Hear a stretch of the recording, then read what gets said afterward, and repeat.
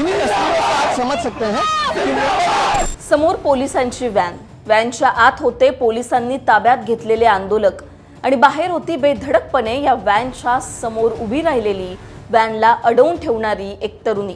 Shivaji park मधील आंदोलनाचा हा व्हिडिओ सध्या सोशल मीडियावर व्हायरल होतोय। व्हिडिओत दिसत असलेली ही तरुणी नेमकी कोण आहे? शिवाजी पार्क मध्ये त्या दिवशी नेमकं काय घडलं होतं?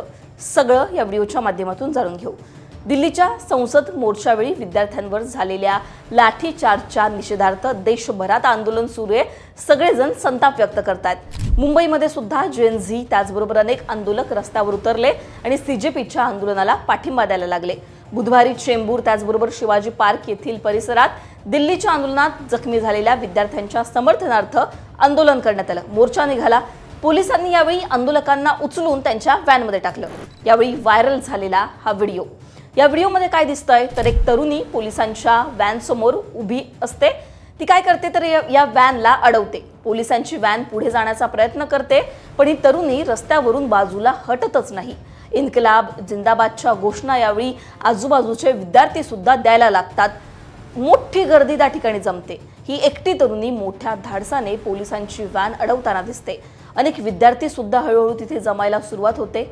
आता ही तरुणी मोठ्या प्रमाणात व्हायरल झाली। हा व्हिडिओ व्हायरल झाला। अनेकांनी या तरुणीचं कौतुक केलं।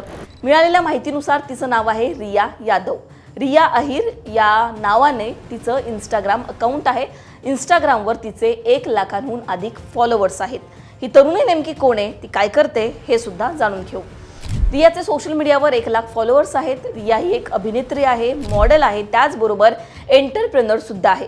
सामाजिक आणि राजकीय मुद्द्यांवर रिया मनमोकळेपणाने बोलत असते, खुलेपणाने बोलत असते। ते व्हिडिओ सुद्धा ती सोशल मीडियावर शेअर करत असते। रियाचा एक क्लोथिंग ब्रँड सुद्धा आहे ज्याचं नाव रियासत असं आहे। डान्स असेल, म्युझिक असेल असे व्हिडिओ तिच्या इंस्टाग्रामवर ती नेहमी शेअर करत असते। आता प्रोटेस्टला जाण्याआधी सुद्धा रियानं तिच्या इंस्टाग्रामवर एक व्हिडिओ शेअर केलाय ज्यामध्ये ती काय म्हणते तुम्हीच ऐका। हाय गाइस, सो मैं शिवाजी पार्क जा रही हूँ for a protest and I want to break down my outfit for you guys. This is a hat, अगर मेरे सर पे डंडा पड़े to protect me from that, and this is a thick t-shirt ताकि लोग ये ना बोले कि फैशन के लिए जा रहे हैं, और ये थोड़ा थिक है तो मतलब हाथ वाथ ऐसे कुछ ज्यादा जोर से नहीं लगेगा। These pants are also thick ताकि कुछ ब्लो ऐसे कुछ लगे तो we are all fine, and it also has like big pockets, so I have my inhaler inside, and मेरे पास एक छोटा सा बैग है because all my bags are quite expensive and मुझे वो खराब नहीं करने थे धक्का मुक्की या खींचातानी में। सो और ये नॉन थ्रेटनिंग भी लगता है, यू नो, छोटे से बैग है, उसमें क्या ही होगा।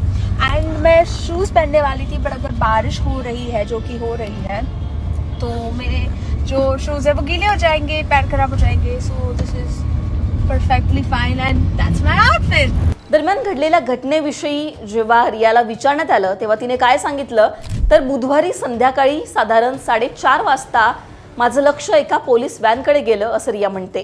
या व्हॅनमध्ये काही आंदोलकांना ताब्यात घेऊन नेलं जात होतं। ही व्हॅन आंदोलकांनी पूर्णपणे भरलेली होती।